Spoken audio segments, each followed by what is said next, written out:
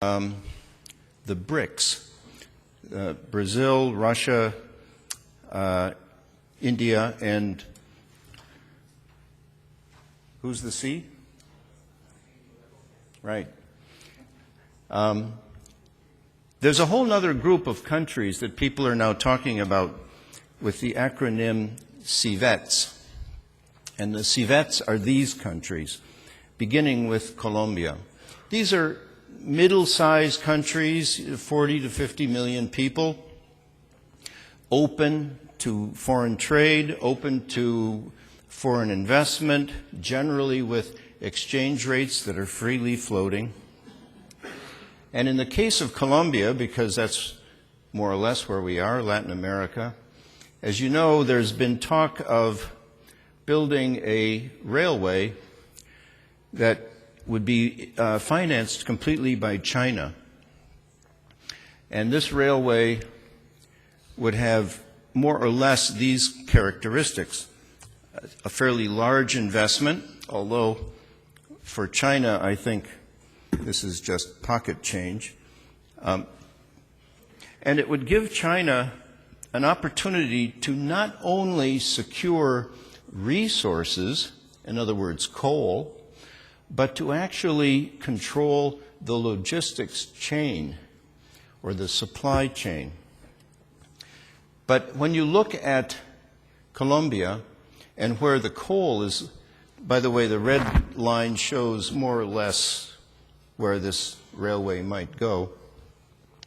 You see where the coal fields are, they still need some kind of inland infrastructure to move the coal to a new port.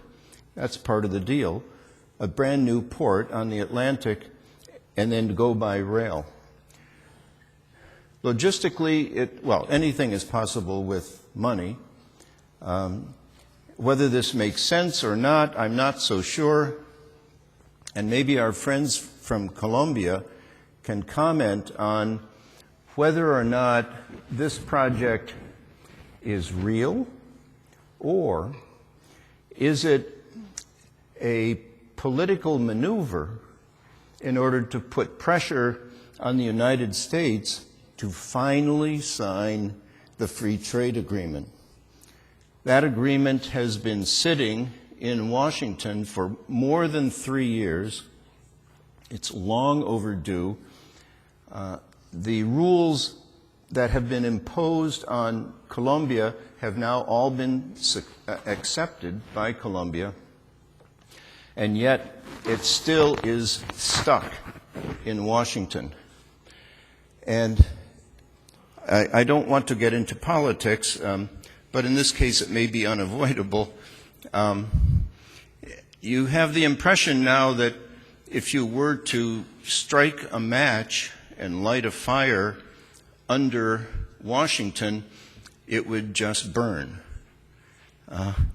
The idea is to move from the vision to action in order to avoid the hallucination of a free trade agreement. Let's put it into place. I just wanted to make a quick comment because other speakers have mentioned the idea of short sea shipping or coastal shipping. And we're going to be starting a project probably next month with the Panama Maritime Authority, funded by the IDB in Washington, to look at the opportunities in that particular region, Mexico to Colombia. The opportunities, in other words, for moving cargo on the ocean instead of on the highways. Obviously, there would be many advantages. There could be improved cost structure. Maybe in certain routes, the cargo could move more quickly, etc. So this study is meant to examine all the barriers and the difficulties that currently exist and to propose the optimal routes for certain kinds of vessels to move cargo within the region, just within the region.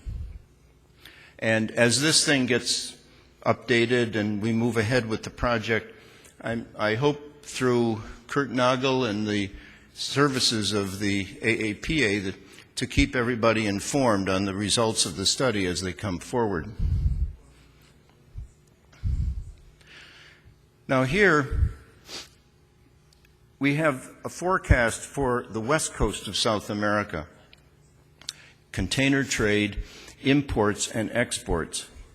And as you can see, the imports are projected to grow slightly faster than the exports. This is a testimony to the growing consumer markets in all the countries, especially Peru and Chile, along the west coast of South America. And here, if you look at the partners of west coast of South America, in other words, the trading partners on the other side, you can see Asia and North America. These are the two that I highlighted. And you see the share of the total. Well, by 2015, Asia will almost be number one. In other words, bigger than North America.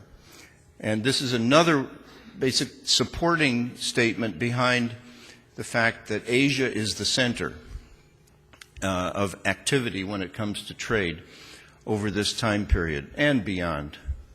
I picked 2015 only because of the opening of the Panama Canal. So, when we again look at the west coast of South America, just recently, in the month of May, there's been a big expansion of capacity going in and out of the country, of the region. And some of the latest events are highlighted in these three bullets here. One thing that's very interesting from a geographic standpoint, and therefore also from a geostrategic standpoint, is that Callao is exactly halfway between San Antonio in Chile and Balboa in Panama. It's there's a picture of Callao. It's the, in a way, almost the perfect hub, the perfect shipment point for the whole region up and down. So we did some quick analysis of what are the costs of moving cargo from Asia to San Antonio using a 4,000 TEU ship, which is quite standard now, or an 8,000 TEU ship with all of the economies of scale. And of course, the costs per TEU go down. There's, again, economies of scale. So what you find is a saving of $141 per TEU. Well, this is great for the shipping line. In fact, if we went to a 12,000 TEU ship, there would be even more savings per TEU.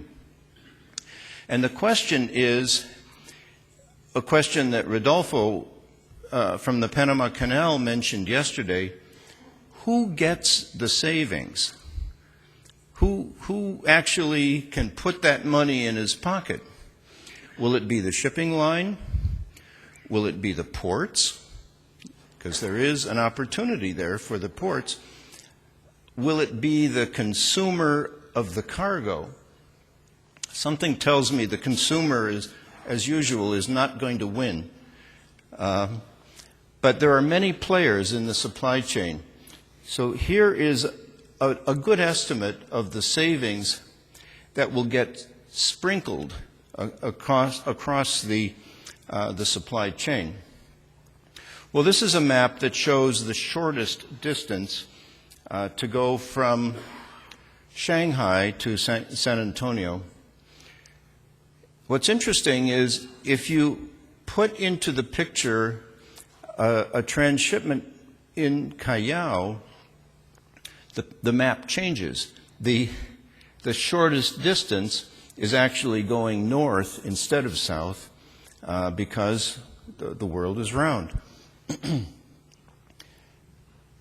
Now, if you assume that Callao charges $240 for a complete transshipment move, that's off and on,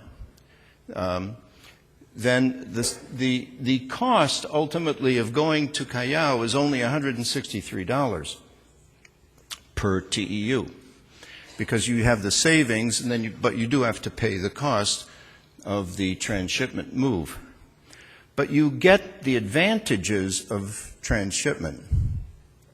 Those advantages are that from a single location, you can then begin to serve other markets to the north and to the south through feeder vessels.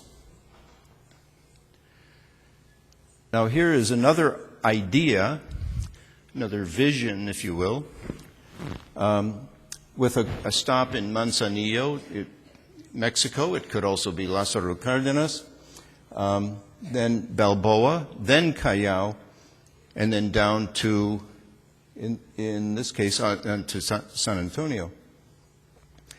And the last leg would not be on an 8,000 TEU ship. It would be on a feeder vessel, and I put into our model the 4,000 TEU ship.